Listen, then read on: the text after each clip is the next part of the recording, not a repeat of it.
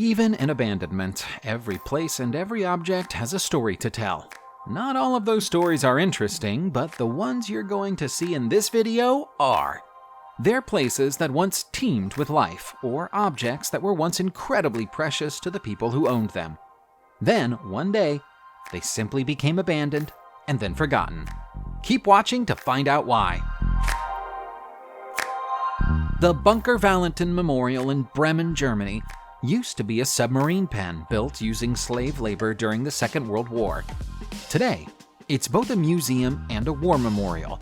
Back when it was fully operational, the Nazis relied on this facility to build U-boats quickly to support the German war effort.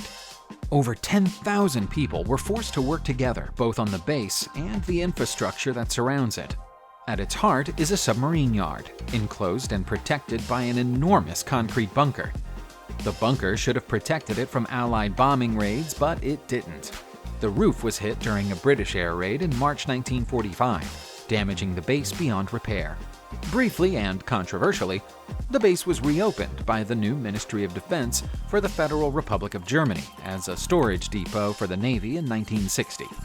That didn't last long, and so the bunker was abandoned until the German government began inviting survivors and relatives of those who were forced to work here to attend memorial services in the 1990s.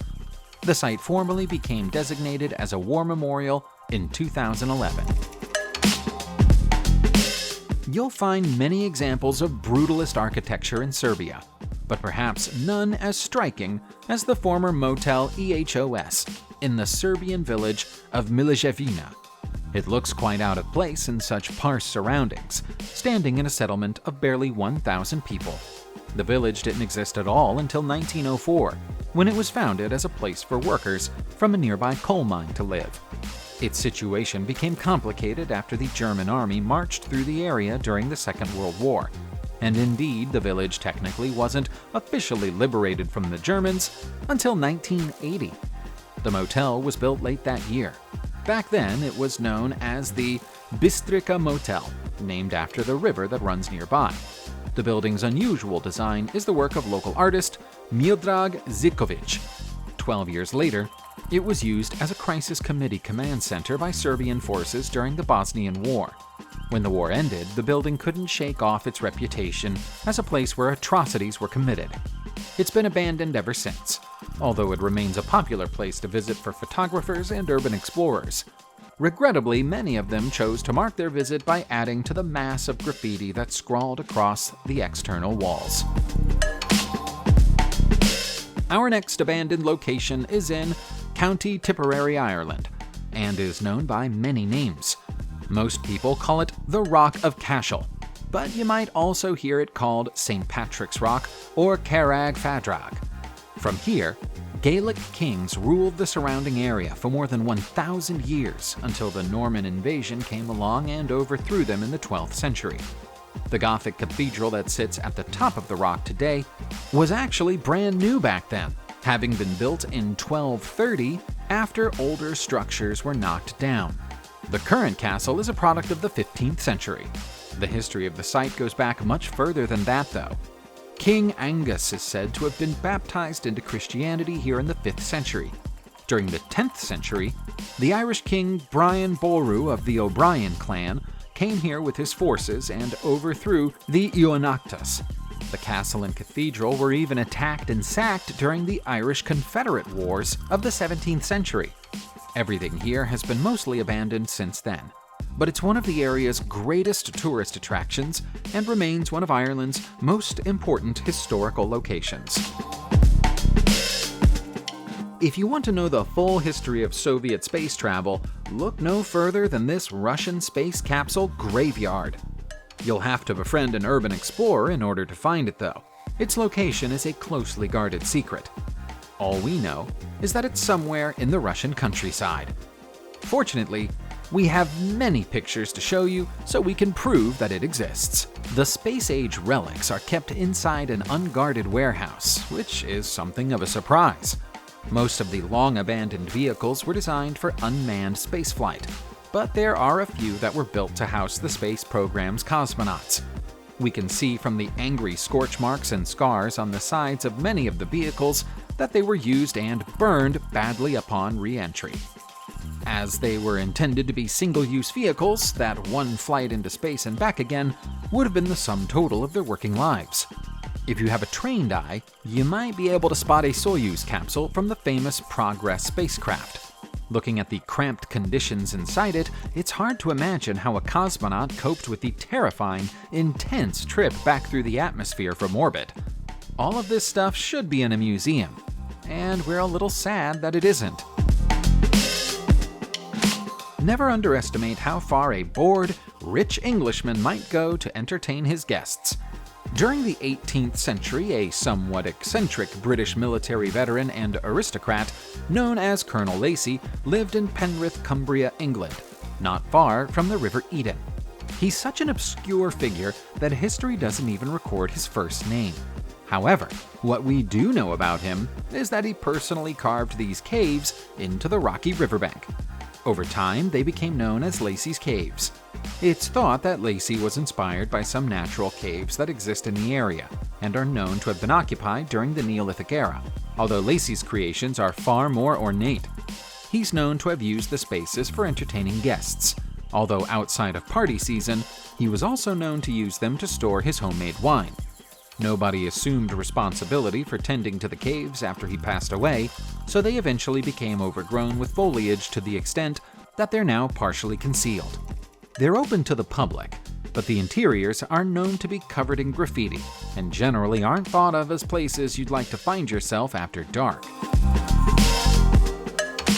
Fort Gorges in South Portland, Maine, USA, is either a successful deterrent or a colossal waste of money. We say that because the fort has never hosted troops or been involved in a single battle, but it cost the modern-day equivalent of hundreds of millions of dollars to build. It was felt that Portland's harbor required additional fortifications after the War of 1812, but it took some time to turn those thoughts into action. Work on building the D-shaped granite fort didn't begin until 1858, and wasn't finished until 1864. By that time, it was already obsolete.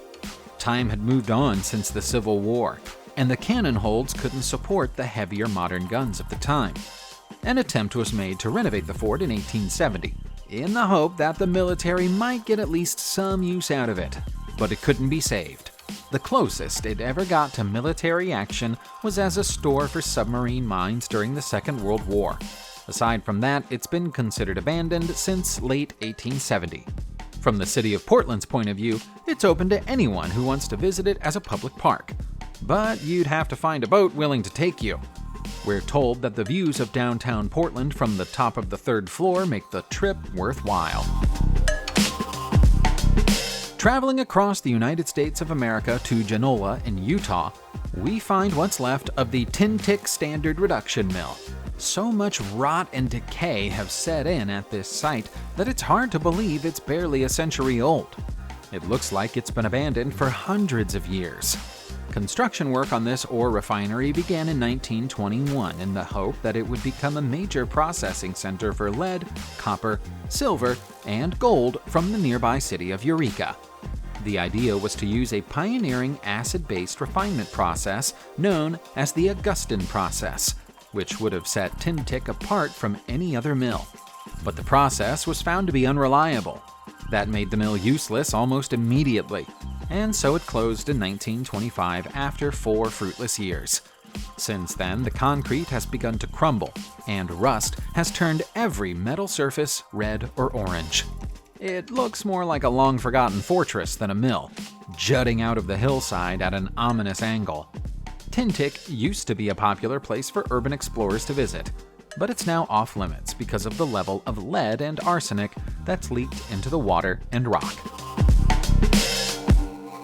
When the Witch's Hat Pavilion in Reading, Pennsylvania, USA was built, it was part of a hotel complex. The hotel complex has long since been demolished, but the pavilion is still standing.